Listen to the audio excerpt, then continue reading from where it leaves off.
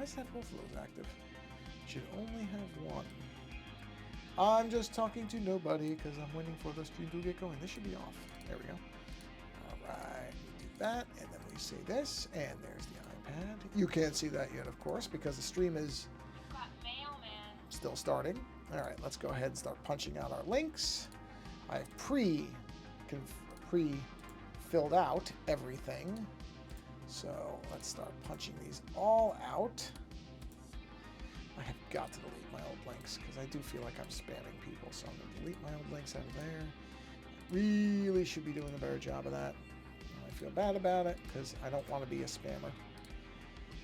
Let's see. In this one, that one, okay, in this particular Discord, I don't care as much. Not that you can see it, but there are Discords where they have basically places for people to just post streaming links. Those I don't feel so bad about. That's okay. I'm the only person who posted this one, so whatever. Okay, paste. There we are. I will delete my old link. Bang, bang. And then we'll paste. Oh, enter. There we are. And I'm almost done now. One more. Whoa, whoa. I hit the spacebar a lot on that. I did not realize I saw the cursor moving. There we go.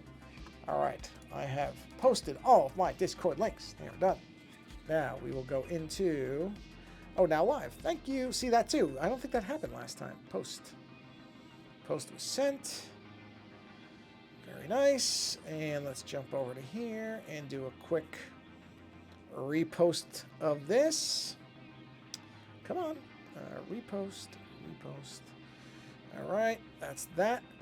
Gone. And now we will post that. And we are... Hey, Faint Waves. How are you? I am doing...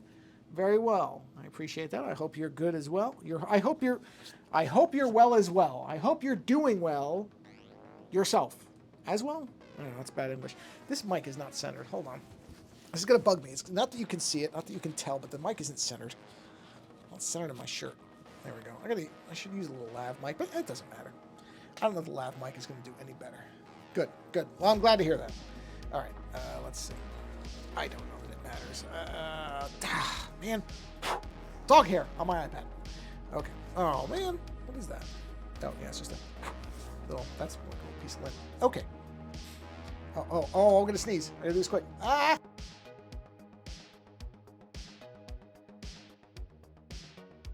Woo! Just in time.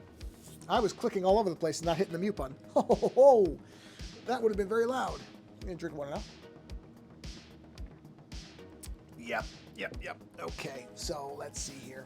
All right, we can get going here. Let's play a little opening thing. Because I'll be honest, I'm going to do this stream, and then I'm going to keep watching Fallout. Because it's great! And I am eager to watch more of it. Okay, so I can turn that off. All right, so that's working. You can see it. Then move my mouse out of the way. Oh, I will keep the windows in the front, though, or I can't see the chat thing. Oh, it's great. It's really good.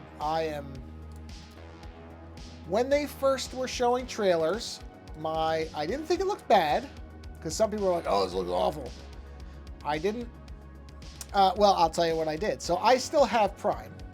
I did not pay for the commercial-free version until now, and I said, okay, I'm going to go ad-free because I'm going to watch Fallout, and what I want is... specifically, because this is something I think people should consider when they, because I know a lot of people are like, I'm not paying for that, and I don't disagree. I didn't either. But what I'm doing, because the reality is, I'm sorry, I'm just pulling up a picture of a mini disc in the background for a reference image. You can't see it, but I'm just pulling it. There it is. Got it. So what I specifically did was, because I could have watched it with ads, and honestly, it wouldn't bother me that much. I watched Tubi with ads. I watched Plex.tv with ads. The ads don't bother me, but what I thought was, okay. Because I watched the first episode, and I watched the first episode on Twitch. Someplace they posted the first episode. I don't remember where I watched it. And I went, wow, this is really good. So I thought, Amazon, like every place else, they're going to track how this show performs, including, I'm sure, looking to see if people paid for, would turn the ads off and then immediately watch it. So I thought, okay, they're going to have those metrics. So the best way I can support this show is to do the ad-free thing, which I have not done up until now, so they'll notice that, and then watch the show. And then I'll just cancel it. I set a little reminder on my phone, so the day before it's set to renew, I'll turn it back off. So they'll see, okay, this person was willing to fork over $3, even though you might say, well, but then you're going to cancel it. So they'll say, well, you didn't sustain it. Well, I wasn't doing it at all before. This show got me to give them the $3 and watch it. So hopefully, because some people are like, oh, I'm not going to do ads. I'm not paying for Prime. I'll pirate it. And look, that's fine. Not everybody can afford to do it. But this is the way that they will see the most support for it. So I decided to do that for this particular series, and hopefully, I think it's already been greenlit. Somebody said that it's already been greenlit for season 2. I hope that's true. We'll see. But in any event, I thought, yep, I'm going to go ahead and pay for this because I like Fallout a lot. So I was willing to pay that price. I'm trying to think of how to do this. You know what I think I'm going to do? I think I'm going to create a secondary layer. In here, this is going to be the actual disc color, which is sort of, compact discs don't really have a color per se, but I'm going to put that in between so that I can basically do I have to do a transparency on this. So you have to drop this down so you can actually see that layer, like that. Interesting. Yeah, it's going to be real subtle. Just so it looks like there's a little bit of that coating on top. Okay, there we go. So yes, and then I watched the first 3 episodes, and I will be continuing on it after this stream, and I am really impressed with it. I know one of the Nolans, or maybe I think it was the creators of Westworld. I think it's the husband and wife team are involved in this, if I remember correctly. And I like Westworld a lot. The only thing I didn't like about Westworld is that it didn't get a good final season. I felt like that show was canceled before it really had ended. But I loved that show. And so when they said that these were the people doing it, I was like, okay. But I still wasn't entirely convinced because every single time they do any of these series or any of these movies about a video game, you're going to hear the same soundbite every time. Oh yeah, I'm I've played these games and I think I've got the approach to show people that I'm passionate about it and I get it. I get these games. And I never believe that because almost every single time we've been let down by that, and I highly doubt that some of these people have ever played these games. They may have heard of them, or maybe the company that made them sent them a copy and they sat there for an hour or two and they played them. But in rare cases is there any real evidence, I guess I'll say, that the people who are involved in these movies really like them. I really just don't ever believe that line. I think, yeah, okay, that's a PR line. Somebody said, make sure you say you're going to stay faithful to games and that you really love them and you're going to honor blah, blah, blah, blah, blah, because otherwise the people who are fans are going to not even bother. So you have to tell them that we, respect the material and we're going to do our best to blah, blah, blah, blah, blah. It's all nonsense. A lot of the times, as while in my heart, deep down in my heart, I truly hope that Mila Jovovich actually loves the Resident Evil games. But in my head, I think probably not. Because I don't know that there's any evidence of those games in those movies. I mean, the first one, maybe. The first Resident Evil, I actually find entertaining. And not just because Mila's in it. I mean, don't get me wrong. It's a big factor. But I actually do like that game. That movie. And I feel like there is an aspect, or there are aspects of the game that are present in it. But then after that, it just goes bonkersville. I mean, the second one does have Nemesis, but it's not a good Nemesis. That's the thing, is you can, much like with Pyramid Head, if I can speak English tonight, much like Pyramid Head in the Silent Hill films, that didn't feel like they were using the character because they understood it and really appreciated it. It felt like, oh, everybody knows it's Pyramid Head. Anybody who knows these games probably knows what this... And plus, to be fair about it, the character design is outstanding. Pyramid Head is one of those beautifully minimal character designs where the designer just understood that there was something fundamentally disturbing about this very, in many ways, simple character. Pyramid Head is not really complex. He's a big, muscled guy with a giant knife and a bloody smock, or whatever that is. I don't know if that's the technical term for what it is, but an apron that looks like it's covered in grime, gore, or, excrement. I don't know what. And he has this thing on his head that looks like it probably hurts. And that's all you really need. The character exudes this pain and menace just in this very simple design. That's what's so great about it, is it's not trying to do too much. If you're old enough, you may remember in the 90s especially, there was this kind of, let's over-design everything. Let's make you can go back and watch movies from the time period and you'll see it. Over-designed characters that are supposed to look really, really scary, man, because it's got spikes all over the face. Stuff like that. And, those designs don't generally last. I often think hysterically of, when is that character from? Hold on, I gotta look at something. When did this character... it's got to be the 90s. Hold on. Or early 2000s. Let me see. Where is... Here it is. Let's see. No, that's not the character. Where... Oh, jeez. Let me look up... Oh, he wasn't a New Mutant. I don't think. No, New Warriors. That's it. Hold on. I'm looking this up because I'm curious about the time frame. Okay, here it is. Okay, blah, blah, blah, blah, blah. The Warriors Civil War. Okay. Oh my God, it's so bad. When was this? What's the date on this character? Where is the character when they became penance?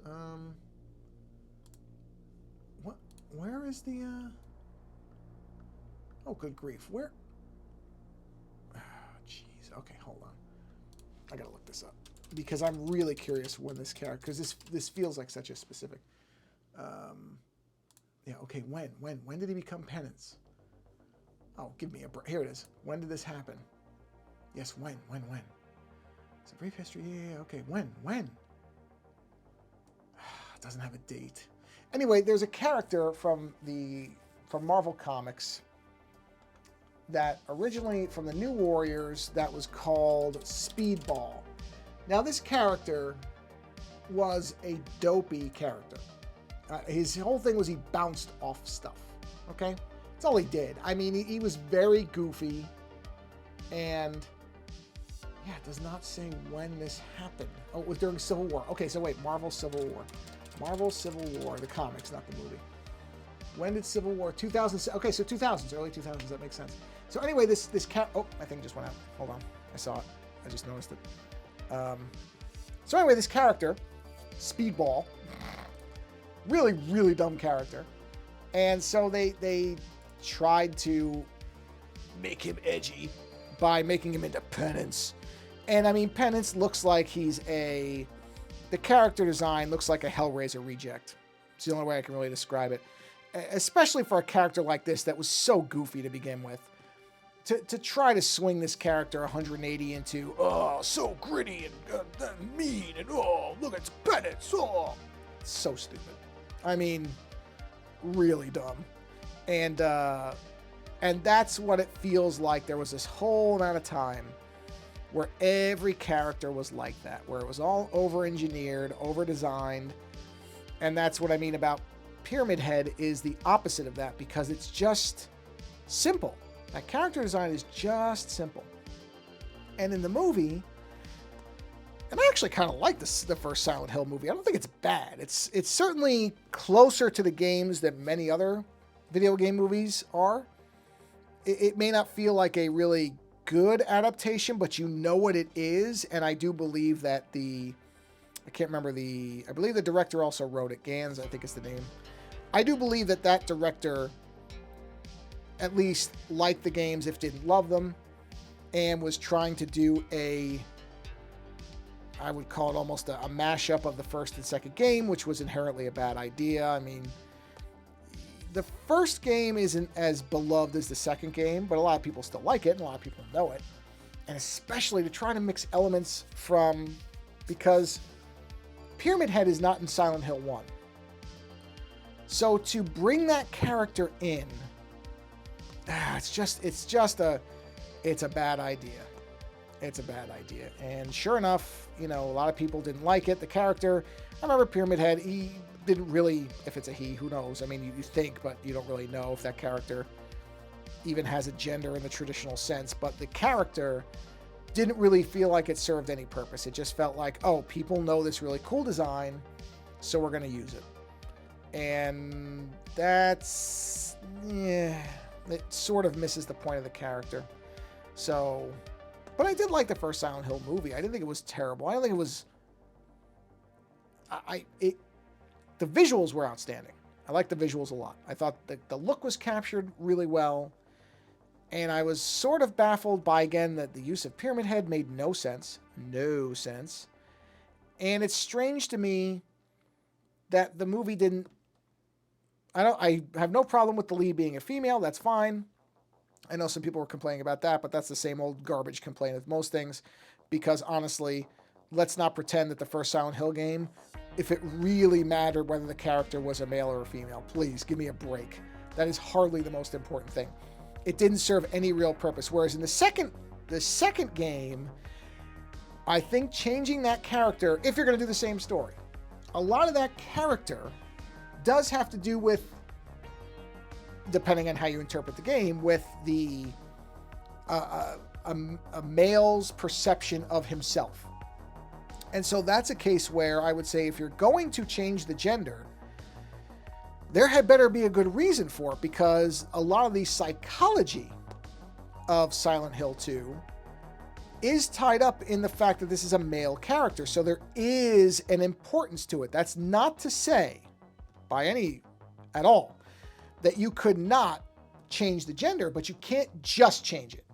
You can't just change it and say, oh, no, same story, because it doesn't make sense. You would have to alter some things, I think, in the actual storytelling. Whereas in the first game, the first Silent Hill, does it really matter if the main character is a man or a woman? It does not. It doesn't matter if the character has a gender at all. To be honest, it could be a non-binary character, and it makes no difference. The thrust of the game is that the character's looking for their daughter. That's it. That's all you have to have. Nothing else is has no direct correlation. In fact, nothing. Not nothing else. Nothing in the game has any direct correlation with the gender of the character. So that one, do whatever you want. The second one, you can't just do the same story again, because there are elements that feel like they are specifically written as commentaries on the relationship between men and women. And you could use some of that and have the main character be a woman. There are things that can translate directly, but there are other things that won't hit as hard. Again, this is not me saying there's no way to do it. There absolutely is. But it's difficult enough with these films to get somebody who... Oh, I just realized what I did. I gotta fix that. It's difficult enough to get a screenwriter or a team together that fundamentally understands what's going on in these films and can adapt them no matter what. But to start changing story elements, yeah, that's going to be tricky. Again, a great challenge. I'd be very curious if somebody could do it. I'm not saying it can't be done. I'm saying it's a harder thing to do than the first game, or adapting the first game, where, yeah, come on. it does not really matter. That gender is not a factor in that first game that I remember in any significant way, whereas in the second one, it is. It is, depending on your interpretation. That's another thing I like about the second game. Second game leaves a lot open for you to kind of interpret and figure out and possibly reject. I've seen a lot of people who say that the overanalyzation of Silent Hill 2 is ridiculous. That's actually much simpler than people like to think it is. Myself, I have not played it in a long time. I mean, at least 15 years. But I remember watching it, getting the sense that, oh yeah, there's something going on here. That there was a specific kind of, that there was some type of messaging in that film, which I think is good. I have no issue with that. I think it's great. But I know some people think it's been overanalyzed. That people just want to find meaning in it, and it's not as much meaning as people think. And I'm like, I don't know. I think it's got some meaning there, boo boo. But what do I know? What do I know? Nothing. So maybe they're all right, and maybe I'm wrong. As I often like to say, that's the beautiful part about art. People are free to interpret it. I said that really funnily. To interpret it however they want. So whatever you think is going on is what's going on. That's what's great about art, is it's subjective and not objective in most cases. Like there's a name for the observation phenomenon where the act of observing a thing inherently changes it. Whatever that is, that's art. Because the observation by someone inherently changes the meaning of it, including the author, or the creator, I should say author. Author seems to have a specific kind of connotation that people get with it. But that's what I like about it, is that art is what it is, and it's something different for everybody. That's why I enjoy it so much. My wife and I just last night, or night before I should say, because last night I was watching Fallout. The night before we finished the second season of Twin Peaks, which, no surprise, remains excellent and gets better every time I watch it. Not something I can say about a lot of shows, that I find new things to love about it, that I appreciate it more and more every time I see it, but I can absolutely say that about Twin Peaks. Even with a truncated... Whoa, did I forget to put a thing there? Oh no, it's got a different lip on the bottom. Okay, interesting. So I did not forget. Even with a truncated ending, or a perhaps less than satisfying ending for people, if Twin Peaks had never gone past season 2, I still think I would really like it, but I know a lot of people do not share that opinion. I will not spoil the ending of the original run for anybody, in case you haven't seen it, but if you ever watch it, you will find... I have no connection to Silent Hill, never played the games, but I did like the music. Yeah, the music's great. I think that individual did the music for the movie, if I remember correctly. I think they got that composer to do the oh, you mean season 3, The Return? Yeah, the shocking part about that is that it was allowed to happen that way.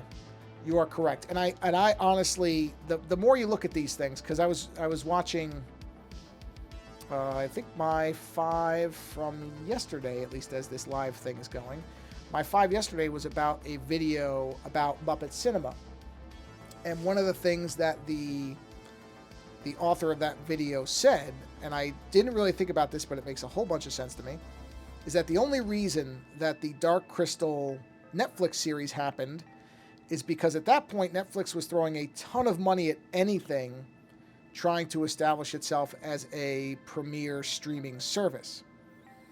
And I'd have to look at the time. Actually, I can look at the timing. Let's take a look. I'm curious about something, because this will say whether I'm completely full of it or not. Dark Crystal series.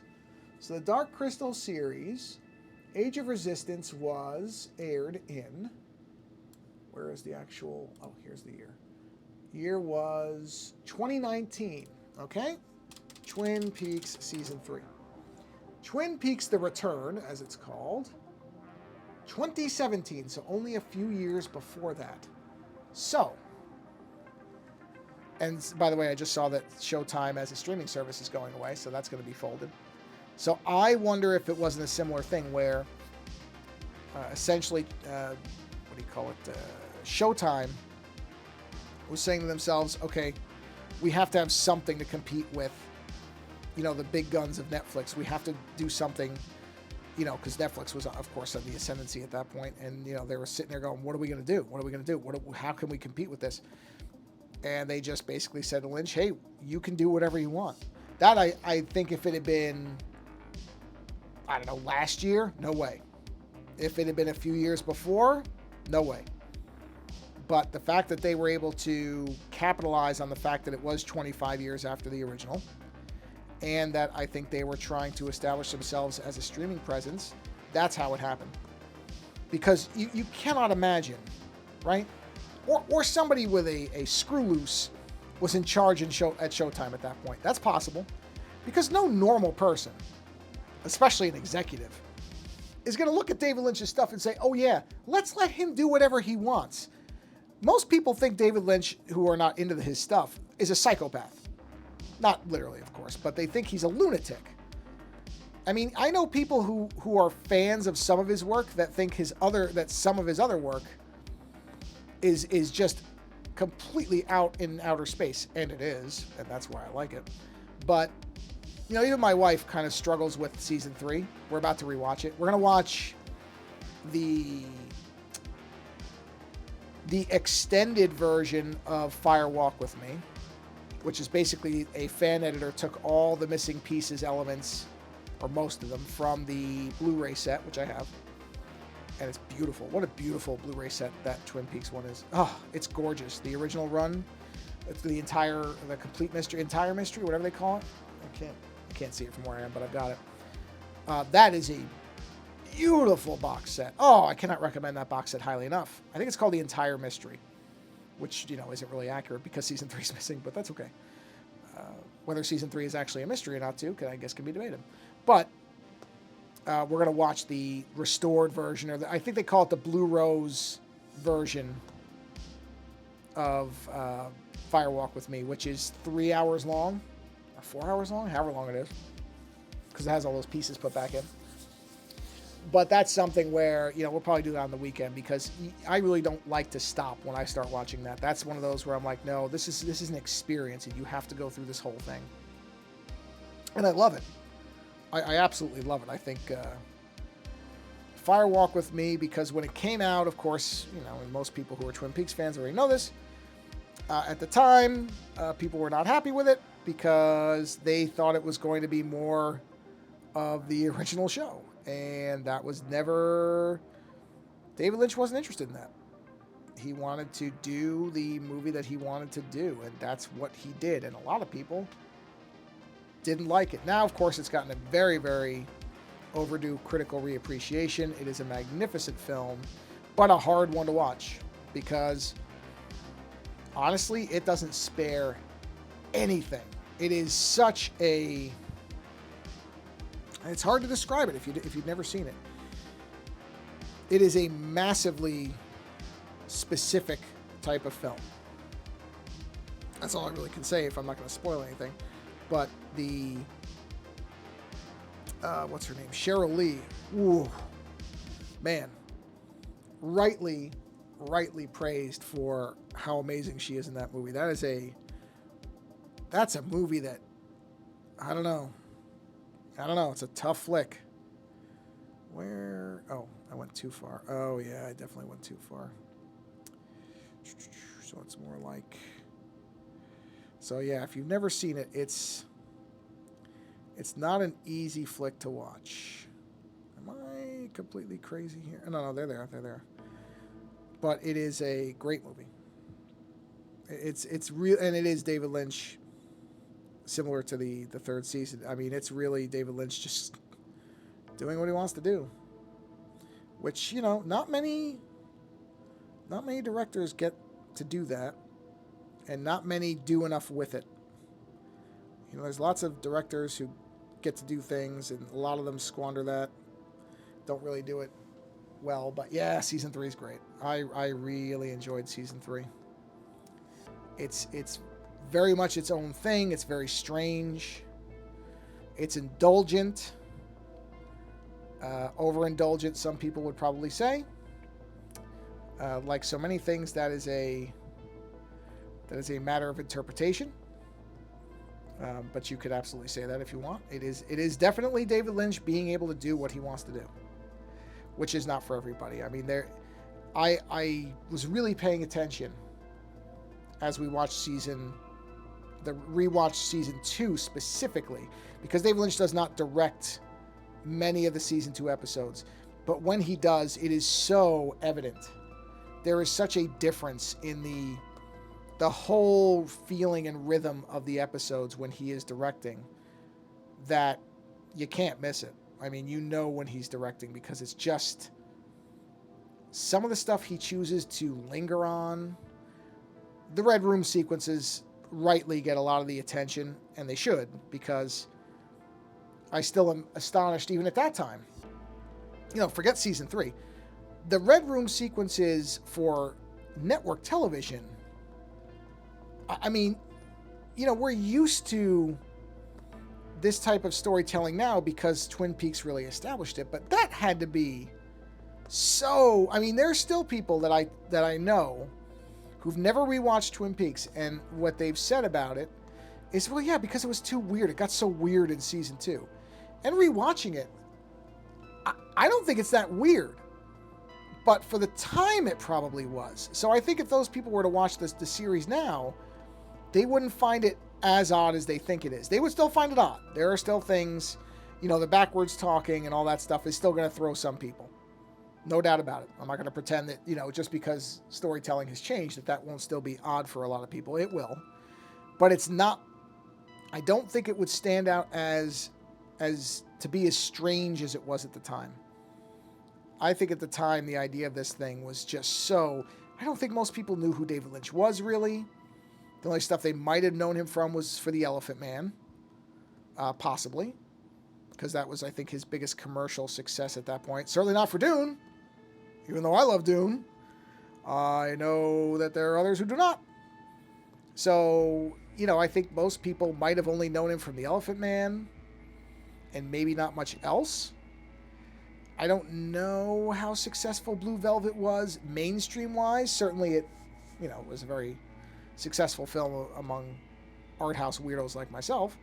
But I don't know that it had mainstream success. I really don't know. I don't know how Blue Velvet performed. I don't know how it was received by, again, non-weirdos. Obviously, anybody who was already into Lynch, you know, they knew what they were getting and they got it. And certainly that's been the case ever since. He's only gotten stranger. Which I adore him for. Because by all reports as well, he doesn't seem to be a lunatic. As far as most people who work with him have very good things to say about him. And that's certainly not something you could say about a lot of directors who are so specifically into their vision. In fact, a lot of the time, that focus on the vision of what a person has can make them into a real monster. In many ways. So I am always happy that there's never been, or at least so far, we've never heard we've certainly heard much the opposite, that David Lynch is apparently a very nice person to be around. You know, he's a weirdo. He's an arty, strange guy. That's equally very, very widely reported. Like when he does his little animal kits, which if you don't know what those are, you should look up David Lynch's animal... I don't know what he calls them, like animal... I think they're called animal kits, where he basically, for nothing else, he dissects and disassembles dead animals and makes like assembly kits out of them. It's very weird. It's very strange. So, but, you know, that's David Lynch for you. So yeah, that final season, the third season, it's remarkable. And the fact that, you know, again, he resisted the urge, not to really spoil this, I won't be too specific, but He resisted the urge to give everybody the ending that probably they wanted. That, again, that's not David Lynch's thing. He could have done an easy, crowd-pleasing ending, and I doubt anybody would have complained. Even hardcore Lynch fans would probably not have had a complaint. They probably would have been fine with it. You know, there might have been some people saying, "Oh, it's strange that he ended it so cleanly and didn't, you know, do what he typically does." There might have been that. But I don't think anybody would have complained. In fact, I think most people expected it to be as it was airing on Showtime, even though, you know, they say, "Oh, we're giving him complete creative control." You always wonder about that too. So it would not, if the show had resolved in a very clean, I guess I'll say traditional format, I would not have been shocked. I mean, I would have been surprised a bit because it's David Lynch, but I wouldn't have been offended by it, or as some people be like, "Oh, betrayed is whatever." He can make what story he wants, but I think the fact that he didn't do that he really just almost, I don't want to say replicated the ending of season 2, because I don't think that's accurate. I definitely think the show has an ending, but it's not a easily digestible one. It definitely doesn't just hold your hand and say, "Yep, okay, here's everything that happened, and it's very easy to figure out, and now we know where everybody is, and now you can all just go home and be happy." No. That's not what it does. It takes a different course. Like I said, that's what I like about him, is he's got this philosophy about storytelling, and he sticks to it. Let's see, is Diane? Diane, yes. Diane is the old co-worker who, in the first 2 seasons, is the one he's talking to on the tape recorder. And yes, having it be Laura Dern makes complete sense. That's brilliant, because, of course, David Lynch likes Laura Dern quite a bit. Inland Empire is one of my favorite movies. It's so weird. It's a film worth seeing if you've never seen it. And Laura Dern in that is excellent. She carries the whole movie because she is the movie. But yeah, again, that's what I mean about it. It would have been very easy to do certain things. There were easy paths that if somebody, let's put it this way. This is the best way to put what I'm saying is, if they had handed the license, or the show to somebody else, there is I would bet serious money it would not have ended anywhere near the way it ended in Lynch's hands. His command of it and him being able to do what he wanted to do is why it has the ending it does. Anybody else, they probably would have taken his suggestions and said, "Oh, well, thank you, David, we'll consider that," and they would have done something else. Something far more conventional. Again, I don't want to spoil it for anybody who hasn't seen it, but I can think of right off the bat 2 huge things that would be different in anybody else's hands. And for anybody who's seen it that is trying to figure out what I'm talking about, one is the ending. The ending from anybody but David Lynch would not have been that ending. It would have been something much easier to digest and less challenging. I'll say it like that. No doubt about it. No one else would do that ending. Or very few others. I shouldn't say no one. Very few others would do that ending. That's number one. The other is, there is a main character who early on in the show, within the first episode, is sidelined, and another character is put in that character's place, quite literally. And you don't see that main character again until the last 2 episodes of the show. And again, anybody who's seen it will know who I'm talking about. Faint Waves, you know what I'm talking about. You know who I'm talking about. I don't know that many other people would have had the, what word shall we use? The tenacity, the gall, the stones, whatever, to say, yep, this is what it's going to be. This character that you want to see come back, you're not going to see that character come back for a long time. And you're going to have to just trust that I know what I'm doing. I don't know too many filmmakers who would do that. Not too many. Again, not saying none, but that's a The handling of that character, along with the ending, is such a David Lynch thing. And I know it, for a lot of people, it put them off of the show, especially the ending. But the character not showing up as well. But honestly, that's the thing that makes it memorable. That's what distinguishes his work from a lot of other people, is that you don't necessarily know what road it's going to go down. Well, that's it. So what you just said there, what you're talking about, is exactly the thing I was referring to. That everybody wanted more of that character, and the chat is not going to be in the repeat video, so that's why I'm not reading verbatim what you're saying. But the person you're referring to, now don't get me wrong, I would not have minded more of that character either, but I also have a lot of respect for the fact that that was not what, it was not just served up as the thing that everybody expected. So yes, I miss that character too, but that also kind of sets up the ending. Because if we'd had that character more, then would the ending hit as hard? I don't know that it would. I think about the ending of that series a lot, because I think it's so specific. And what it's, depending on how you interpret it, saying about that character is very interesting. Yeah, that's the thing. And I think part of the reason, Faint Waves, that you're saying the ending delivers, I think part of the reason it does is because that character is not present more. You know what? Actually, I'll say this, because I don't mind, I guess, spoiling this one aspect of it, because I don't think this is what maybe many people would think. The character I wanted to see more of was Hawk.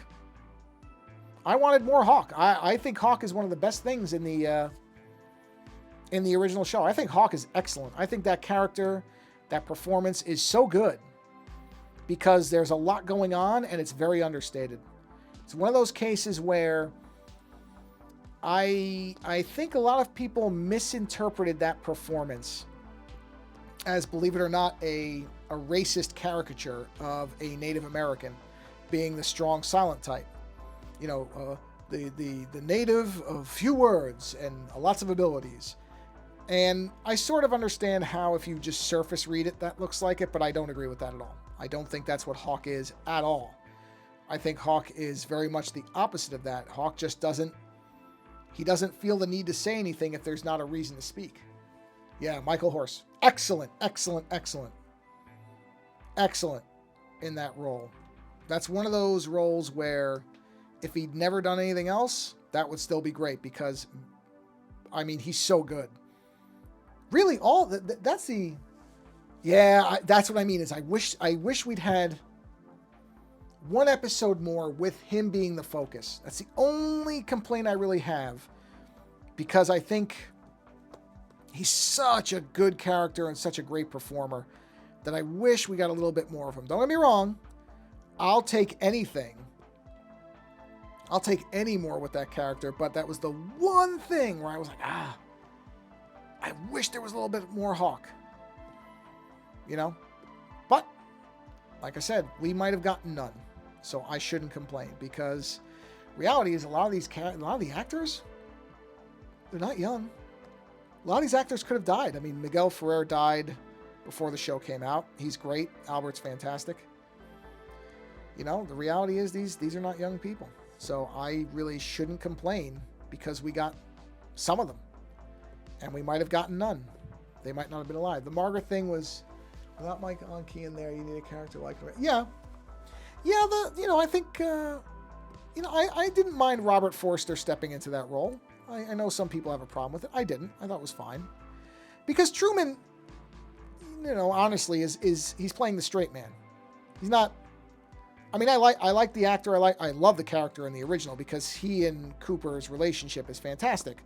But it's not like there aren't other people who can do that role. You know what I mean? That's not, I shouldn't say, I'm not an actor, so I should be careful what I say. I was going to say I don't know how challenging that role is. I don't know. Maybe it is exceptionally challenging to be the only person who's not overplaying things, because he and Michael Horse are honestly the two characters of the whole show who really aren't overdoing certain things and aren't playing caricatures almost. Almost everybody else in it is playing the guy who plays Andy, I like the guy a lot, but he's playing this really strange kind of, what do you call it? Who's the Andy Griffith guy? Oh, what is that guy's name? What is the guy in the Andy Griffith show? I know I'm not old enough to have watched it, but I know the character. The guy who's always got the bullet in his pocket. What is his name? Oh, it's going to bug me. Barney Fife. Got it. Barney Fife.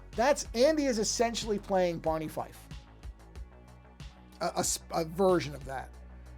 So that's a very caricature type of character. I mean, that character never feels like a real person. Not really. It feels like a Barney Fife riff, which is what I think it is. Because again, Lynch has this fondness for a certain period of time. So you can see it very easily in his music choices and some of the stuff that he does and some of the women that he casts. I mean, there's very specific looks in that show for the different characters. Did I turn that back? I gotta turn it off for a minute to get the silver. There we go. Bang. There we go. Where is that silver located? Let me look at something. Where is that? Is that... It's this? No. This? No. This? No. That. Right there. Layer 45. So yeah, like I said, I can't really complain about much of anything with the return because it's really staggering we ever got it at all. Could easily have never happened. Lynch might have said, nope, I'm not going back to that. They might not have gotten the funding. I mean, he had to fight Showtime for the amount of money he wanted. He might not have gotten that. He might not have gotten, Kyle MacLachlan could have said no. A lot of people could have said no. Obviously, there are people that are missing from the show, but I don't think the important people are missing. And even his handling of, he's such a fascinating character to me. I think it's so wonderful to me to see somebody who can maintain an artistic voice when it would be very easy for, it would be easy to give in and just not be the artist that you are. Most people don't get to do it. A lot of artists have to compromise. And that's the world, and I understand that, but it's really beautiful to me to see somebody who can do what they want to do and keep doing it. I just don't think it happens a lot.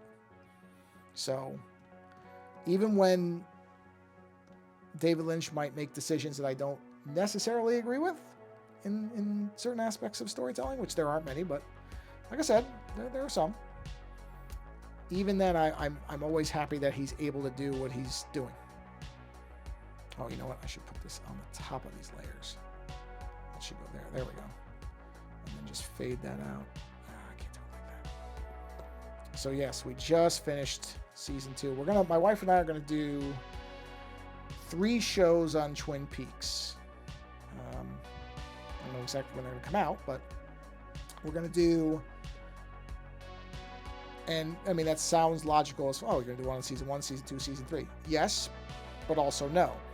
Because season 1, I read this opinion by some people, and I was really paying attention this time, and I think it's absolutely correct, that there are a lot of people who are like, well, season 1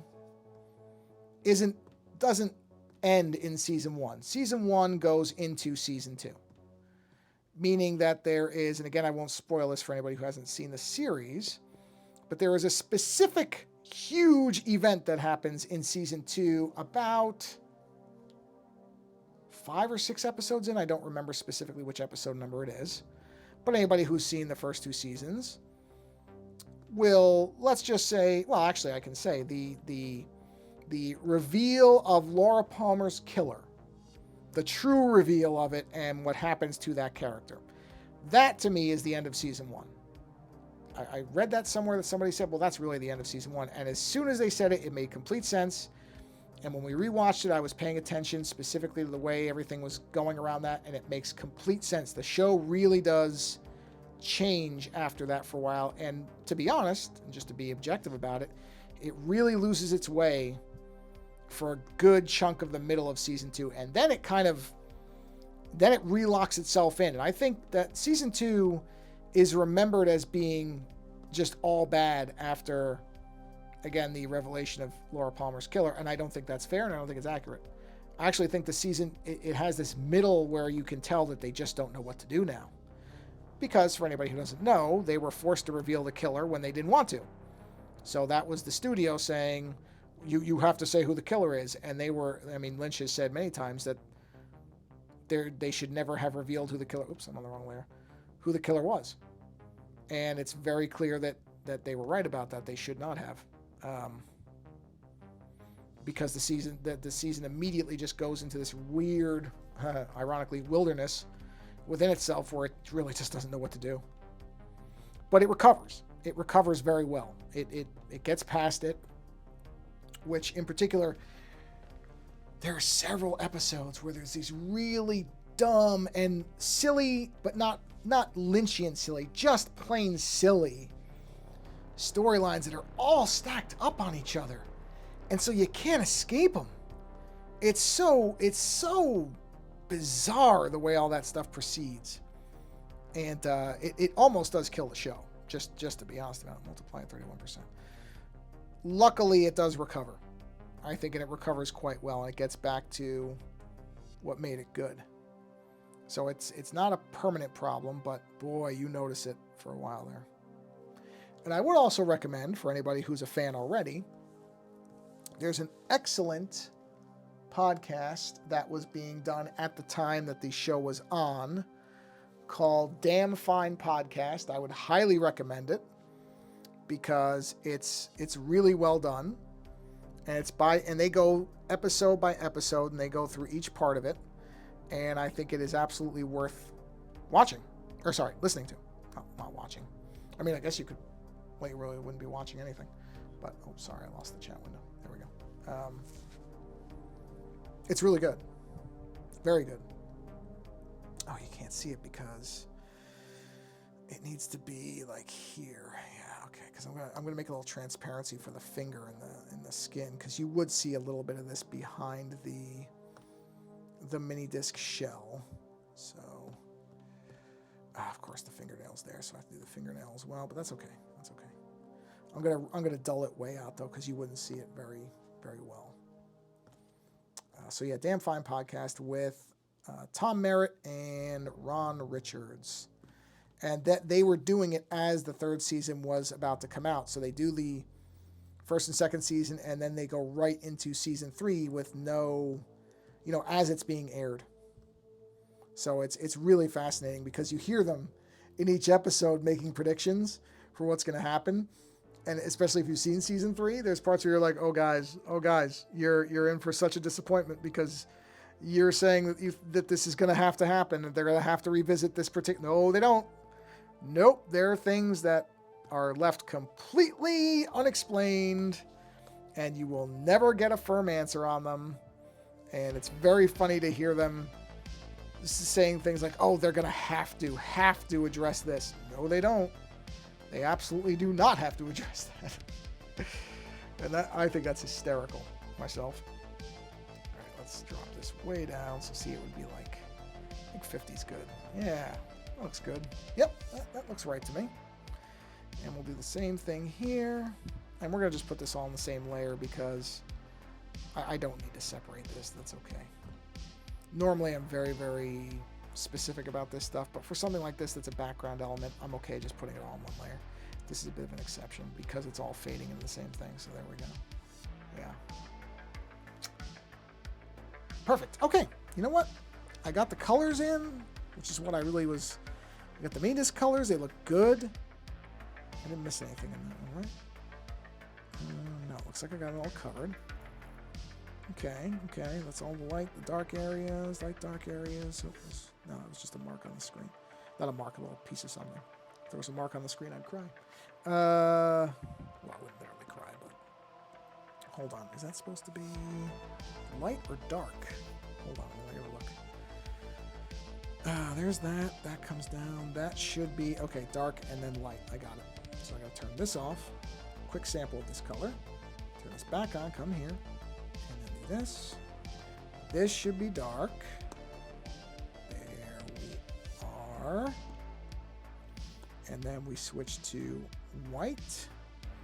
Go here. And we fill this in. I'm going to clean up that little edge right there. There we are. That little edge has to get cleaned up because that's bugging me. Where are you? Where are you, Minidisc? Nope. That's it. That little edge has got to get cleaned up. Clean that edge up a little bit. There we go. Not that anybody would have seen it but me, but that's not the point. Okay, there we go. Let's. Oh, I missed one spot. I missed a spot. I see it. I see you. I see you. I'm coming to get you. Whoa, where is that? Where did that go? Oh, I didn't switch the layer. I turned the correct layer off. I just didn't switch the layer. There we are. Get those corners. With the small pen. Switch to the bigger pen to get the bigger areas. Fill that in. There we are. And is that everything? Did I miss anything? Nope, I think I got it. So let's turn this back on. And there we are. So this is where we're at. The Minidisc colors are in. Yeah, that's good. I might do some kind of like rainbow effect in some of that white area. I don't know. I haven't thought of that. I haven't decided for sure, but I probably will. But for now, the only problem is the fingernail colors are really close to that now. So probably have to do something with these. Either, yeah, I gotta break them out more. They gotta be really separated. I don't know. I gotta figure that out. That I gotta work out, but they're way too close to that color. I may have to alter that color, but you know what? That's something for another time. This is probably a good place to go ahead and bring this stream to a close because I'm happy with where it is. iPad's heating up. Yeah, because about an hour. About an hour is... Oh, yeah. Yeah, I can feel it. So this is a good place to wrap up this particular stream. So, yeah. Fallout and Twin Peaks. Recommend them to anybody. Fallout is really good. And the thing that actually I'm happiest about, to be honest, with Fallout, outside of the fact that it's good, is that that there's a pretty general consensus that they've made a good show there. That is the best part, because especially with streaming services, if something is a cult hit, it generally won't survive. Even if something is wildly popular, if it's not seen as popular, if it's not performing well and reviewing well, they just tend to kill it off. They do, and it's so disappointing because, like the Dark Crystal series that I mentioned earlier, boy, I wish that series had kept going. It was so good. It was so good. It was so wonderful to see puppets again. But, you know, that's how it goes. So, in any event, if you've never watched Twin Peaks, you should watch it because it's great. It's weird. Don't be aware. It is weird. You've got mail, man. Okay, I got you. Sorry, that was my phone in the background. I forgot to silence it. It is an odd show. I cannot for a minute pretend that it is not. But it's a rewarding show if you stick with it. It's really good.